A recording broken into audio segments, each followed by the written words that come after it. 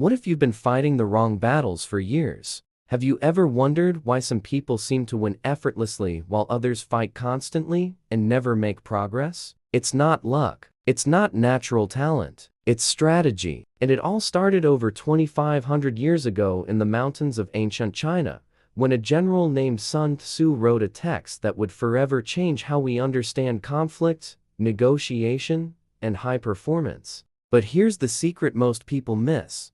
Sun Tzu never wrote about war. He wrote about you, about your mind, about how you face challenges, make decisions, and build your path. The art of war isn't a military manual. It's a roadmap of human psychology applied to life strategy. Let's cut straight to it. Sun Tzu claimed that the supreme victory is won without fighting. Think about that. While most people are arguing, debating, competing brutally, true strategists have already won before the game even starts. They manipulate the terrain, control information, choose when to act and when to retreat. This mindset isn't passivity, it's concentrated power. Now imagine applying this to your career. You don't need to be the most aggressive person in the room. You need to be the most strategic. While others waste energy on meaningless battles, you're positioning your pieces on the board, observing patterns, anticipating moves, creating invisible advantages that only reveal themselves at the right moment.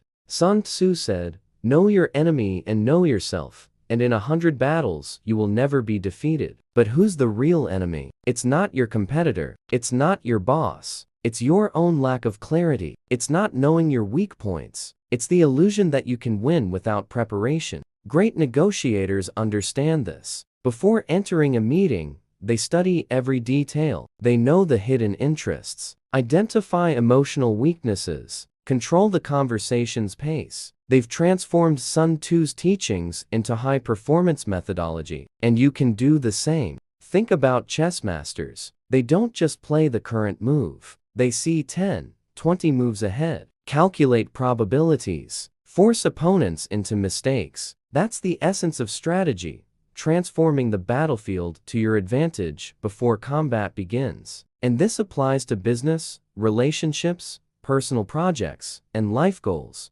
The discipline Sun Tzu advocated wasn't about rigidity. It was about intelligent flexibility, knowing when to advance with full force and when to retreat to preserve resources, understanding that each moment demands a different approach, that high performance isn't about constant intensity, but surgical precision in every action. If you want to build a strategist's mindset, write strategy in the comments. Show me you understand that winning isn't about brute force, but clear vision. And if this video is making you see the game differently, hit that like button so I know you're with me on this expedition. How did Sun Tzu's secrets shape history's greatest empires and companies? Now that you understand strategy is about controlling the game before it begins, let's go deeper. Because Sun Tzu didn't just influence generals, he shaped entire empires, and silently, he continues shaping the world's largest corporations and sharpest minds. Today, think about the Qin dynasty that unified China. Their military strategists studied every line of the art of war. They didn't win just with superior numbers. They won with intelligence, psychological sabotage, and perfect timing. While enemies wasted resources on direct attacks, Qin generals created illusions, divided enemy alliances, and struck only when victory was already guaranteed. This was the foundation of one of history's most powerful civilizations. Now fast forward several centuries. Observe how Japanese samurais absorbed Sun Tzu's teachings and merged them with Bushido. Japanese warfare wasn't about brutality. It was about strategic honor, knowing when to fight and when to negotiate peace. Understanding that preserving forces for the right battle is worth more than 100 insignificant victories. This mindset created warriors who were simultaneously lethal and extremely disciplined. But let's leave the battlefield and enter the negotiation rooms of the 20th and 21st centuries. Major corporations apply Sun Tzu without even mentioning his name. When a company launches a disruptive product,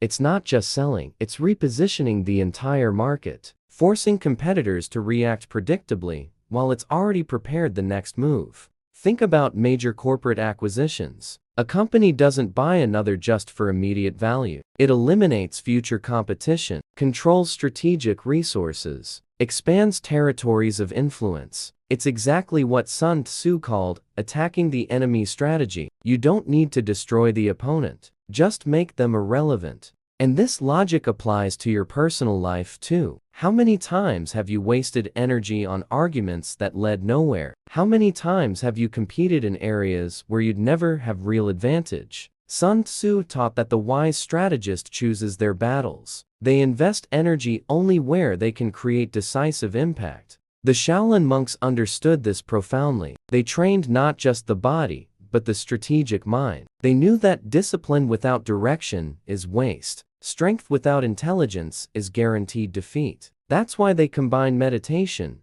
philosophical study, and physical training. They became unbeatable, not through force, but through mental clarity. Now, observe great tennis masters like Novak Djokovic. They don't win just through technique. They win through reading opponents, adjusting strategies in real time, and forcing errors through intelligent positioning. Every shot is a calculation. Every play is part of a larger plan. That's Sun Tzu on court. High performance isn't about doing more. It's about doing right. It's about saving energy for the decisive moment. It's about having absolute clarity of your objective and eliminating everything that doesn't contribute to it. That's the difference between those who work hard and those who achieve much. If you're realizing you need to be more strategic and less reactive, write focus in the comments. And don't forget to subscribe to the channel, because we're going to unearth many more secrets that will transform how you face challenges.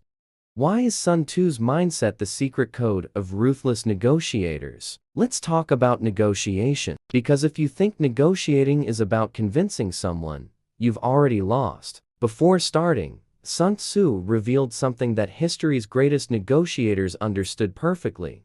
Negotiation isn't dialogue. It's refined psychological warfare. Think about Henry Kissinger, one of the 20th century's most controversial and effective diplomats. He didn't negotiate peace treaties by offering generous concessions. He created scenarios where the other party believed they were in control, when in reality, he'd already defined the game's limits. That's pure Sun Tzu. Make the enemy see advantage where there is none. Great corporate negotiators do exactly this. They enter the room already knowing the other side's breaking point. They've studied the numbers, the deadlines, the internal pressures, and then they build the negotiation. So the inevitable agreement seems like mutual victory. But in practice, they've already secured everything they wanted from the start. Sun Tzu said, "All warfare is based on deception." This doesn't mean lying. It means controlling perceptions. When you negotiate a salary, for example, it's not just about the number you ask for. It's about how you position your value, how you demonstrate alternatives, how you make the company realize that losing you would cost more than paying what you want. Look at ethical hackers, those who test security systems. They think like invaders. Identify vulnerabilities before they become real problems. That's the strategic mindset, anticipating weaknesses in your own system before the enemy exploits them. Apply this to your career. Where are you vulnerable? What skills don't you have that could eliminate you from the game?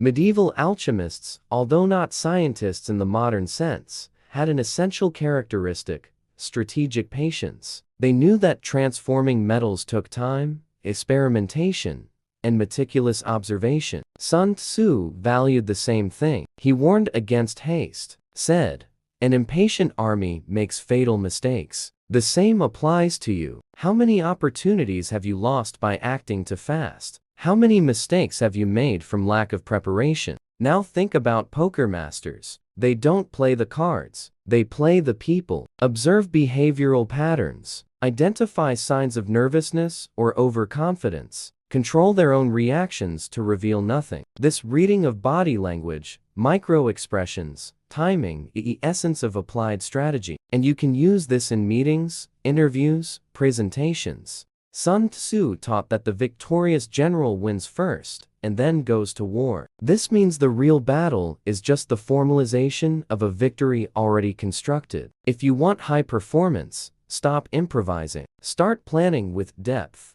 Study your field, know your competitors, identify your differentiators, and then, when you act, you'll be unstoppable. Resilience isn't about taking hits. It's about not being there when the hit comes. It's about constantly repositioning yourself so fate's blows don't strike you. That's pure strategic intelligence. If you want to master the art of negotiation and strategy, comment negotiation down below. And if you're seeing real value in this content, that like makes all the difference in bringing this knowledge to more people. What if you applied Sun Tzu to your life starting today? Now, we reach the crucial point. You've understood the philosophy, seen historical examples, realized how great negotiators and strategists apply these principles. But what about you? How do you transform this knowledge into real action in your life? First, stop reacting and start planning. Sun Tzu said, "The ordinary warrior enters battle and then seeks victory. The wise warrior ensures victory before entering battle." Translation: if you're constantly putting out fires,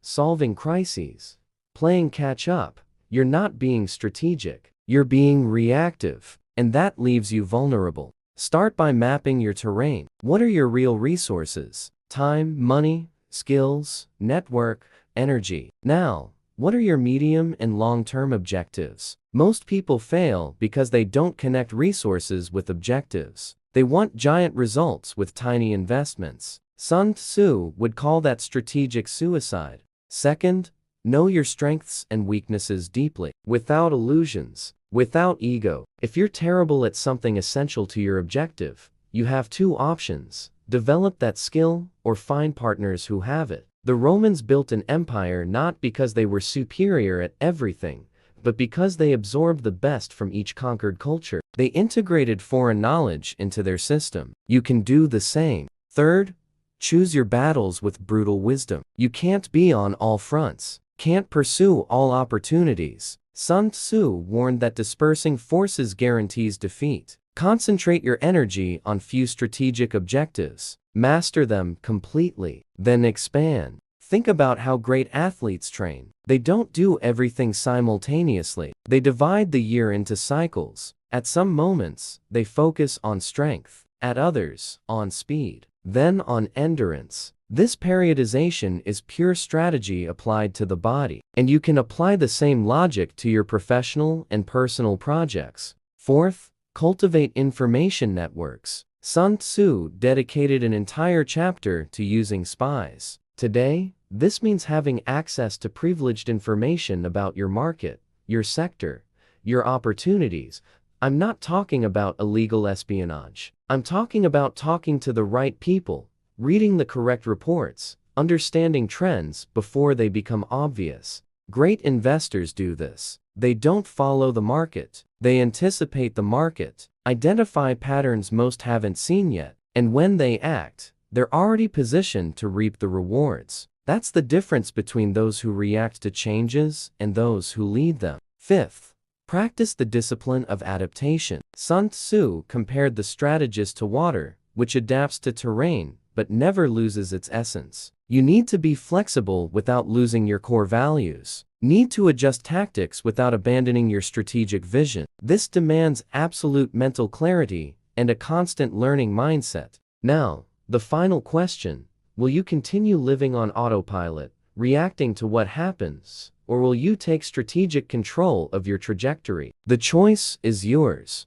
But remember, time you don't invest in planning, you spend correcting mistakes. If you've made the decision to be more strategic, starting today, write "victory" in the comments. Share this video with someone who needs to understand that success isn't luck, it's strategy. And subscribe to the channel, because we continue unearthing the high-performance secrets that will change your game forever.